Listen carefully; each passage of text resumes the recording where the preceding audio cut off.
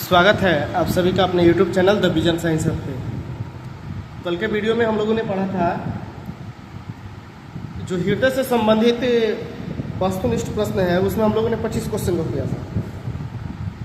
आज उसी श्रृंखला को आगे बढ़ाते हुए 26वां प्रश्न करना है और क्वेश्चन नंबर 26 कह रहा है कि मछली में हृदय कोष्ठकों की संख्या कितनी होती है। तो मछली में हृदय की कोष्ठकों की संख्या 2 होती है। सेकंड है, मतलब क्वेश्चन नंबर 27 है कि निम्न रक्त समूह में RH एंटीजन उपस्थित है। निम्न रक्त समूह में RH एंटीजन उपस्थित है। ऑप्शन नंबर ए दिया है A निगेटिव, बी दिया है AB निगेटिव, ओ दिया है O निगेटिव और डी दिया है B पॉजिटिव। तो सबको पता है कि जो बीनर थे उनका कहना था कि आरबीसी के दीवार पे यदि एंटीजन ए है, कार्ल एंड स्टीनर के द्वारा कहा गया था कि यदि आरबीसी के दीवार पे एंटीजन ए है तो उसका ब्लड ग्रुप ए है। लेकिन फिर इसके बाद से जो आते हैं बीनर, वो बताते हैं कि यदि इस पर RH फैक्टर है तो वो हो जाएगा ए पॉजिटिव, अगर RH फैक्टर नहीं है तो ब्लड ग्रुप हो जाएगा ए निगेटिव। ऐसे ही क्वेश्चन कह रहा है कि निम्न रक्त समूह में RH एंटीजन उपस्थित है, तो जिस पे RH एंटीजन होगा वो पॉजिटिव होगा, तो ऑप्शन नंबर हो जाएगा डी। डी दिया हुआ है बी पॉजिटिव, इसमें RH एंटीजन उपस्थित है। क्वेश्चन नंबर 28 नंबर प्रश्न है कि एंटीजन की खोज किसने की। RH एंटीजन की खोज किसने की, तो लैंड, स्टीनर और बीनर, ऑप्शन नंबर ए। सर्वदाता रक्त समूह किसे कहा जाता है, तो सर्वदाता रक्त समूह O को कहा जाता है। अगर पॉजिटिव और निगेटिव की बात करेगा तो सर्वदाता रक्त समूह O निगेटिव को कहा जाता है। सामान्य रूप से अगर पूछेगा तो बता सकते हैं कि सर्वदाता रक्त समूह O को कहा जाता है। क्वेश्चन नंबर 30 नंबर प्रश्न है कि किस रक्त समूह में कोई एंटीजन नहीं होगा जबकि एंटीबॉडी A और B दोनों होगा, तो रक्त समूह O। रक्त समूह O में जो है किसी प्रकार का एंटीजन नहीं होगा, इसलिए ब्लड ग्रुप O है और इसमें एंटीबॉडी A भी होगा और B भी होगा। क्वेश्चन नंबर 31 नंबर प्रश्न है कि सर्वग्राही रक्त समूह किसे कहा जाता है। यह सर्वग्राही रक्त समूह कहा जाता है रक्त समूह AB को। क्वेश्चन नंबर 32 है, आरबीसी की सतह पर एक विशेष प्रकार का प्रोटीन ग्लाइकोप्रोटीन होता है जिसे कहा जाता है एंटीजन। क्या कहा जाएगा, एंटीजन। एंटीजन का खोज जो है कार्ल एंड स्टीनर के द्वारा 1902 ईस्वी में किया गया था। अगला प्रश्न है कि डैश रोग प्रतिरोधक क्षमता को बढ़ाता है, मतलब रोग प्रतिरोधक क्षमता कौन बढ़ाता है, तो WBC, जिसको हम ल्यूकोसाइट्स के नाम से भी जानते हैं।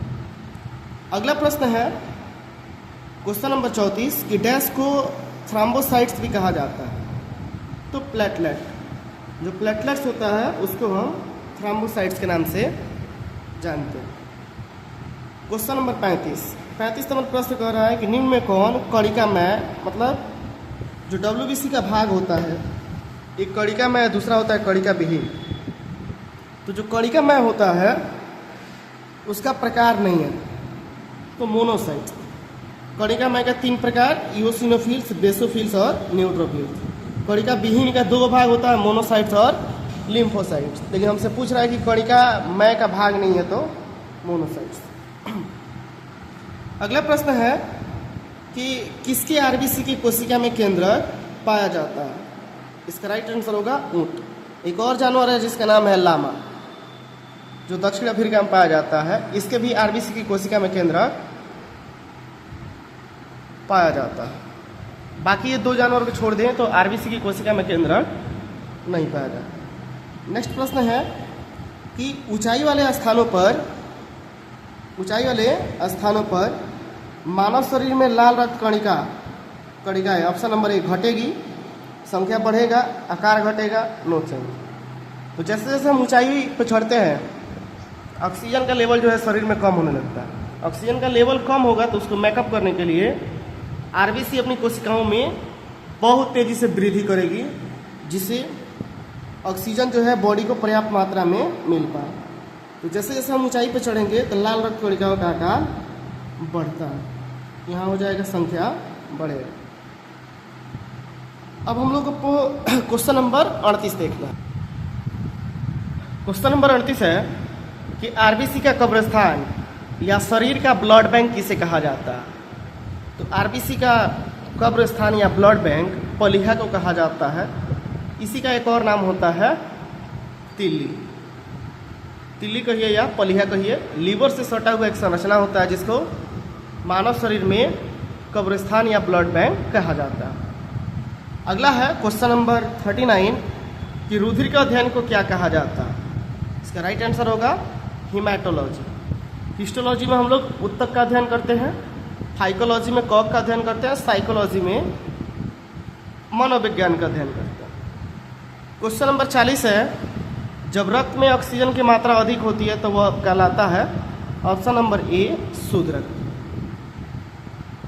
क्वेश्चन नंबर 41 निम्न में कौन रक्त के संबंध में गलत है। गलत हमको चूज करना है। ध्यान रखिए गलत जब भी पूछेगा तो पहले इसको हाईलाइट कर लो। पहला है कि यह एक द्रव संयोजी ऊतक है, सही है। इसका पीएच मान 7.4 होता है, ये भी सही है। यह क्षारीय प्रकृति का होता है, ये भी सही है। यह अम्लीय प्रकृति का होता है, ये रॉन्ग है। तो मेरा राइट आंसर हो जाएगा ऑप्शन नंबर डी।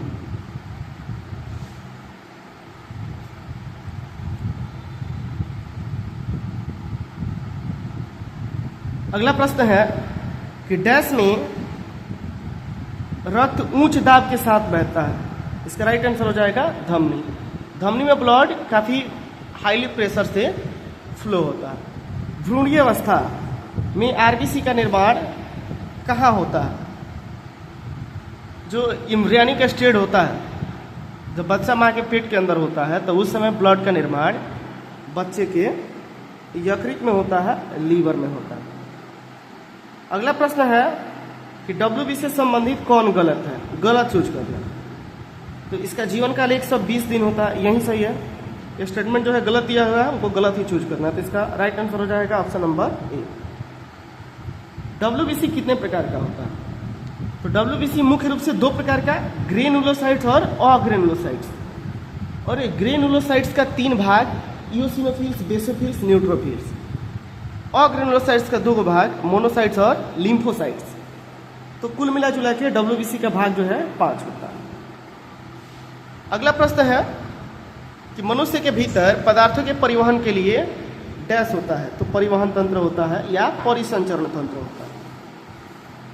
नेक्स्ट प्रश्न है कि मनुष्य में रक्त परिसंचरण तंत्र की खोज विलियम हार्वे के द्वारा किया गया। क्वेश्चन नंबर 48 है कि हृदय की धड़कनों की गति को नियंत्रित कौन करता है। तो हृदय की गति को नियंत्रित करने का काम पेस मेकर का होता है। पेस मेकर, जिसको प्राकृतिक पेस मेकर कहते हैं, और ये एसी नोड होता है। Question number 49 pacemaker dash है, तो एसए नोड। क्वेश्चन नंबर 50 और ये इस श्रृंखला का लास्ट प्रश्न है। और इस श्रृंखला का जो है लास्ट प्रश्न है, हृदय का अध्ययन कहलाता है। हृदय का अध्ययन कहलाता है, सबसे पहला है ऑस्टियोलॉजी, दूसरा है एंडोक्राइनोलॉजी, तीसरा है कार्डियोलॉजी और चौथा है हिस्टोलॉजी। तो सबको पता है कि हृदय का जो भी अध्ययन है उसको बोला जाता है कार्डियोलॉजी। तो इसका ऑप्शन नंबर सी जो है राइट होगा। ऑस्टियोलॉजी में हम लोग अस्थि का अध्ययन करते हैं, एंडोक्राइनोलॉजी में अंतःस्रावी ग्रंथि का अध्ययन करते हैं, हिस्टोलॉजी में ऊतक का अध्ययन करते हैं। तो उम्मीद है कि आपको ये श्रृंखला जो है जरूर पसंद आया होगा। एग्जाम ओरिएंटेड काफ़ी महत्वपूर्ण है। क्लास 10th बिहार बोर्ड हो, यूपी बोर्ड हो, एमपी बोर्ड हो, सबके लिए इंपॉर्टेंट है। और फिर जनरल कंपटीशन के लिए भी इंपॉर्टेंट है। मिलते हैं फिर अगले वीडियो में। वीडियो में जुड़े रहने के लिए आप सभी का धन्यवाद।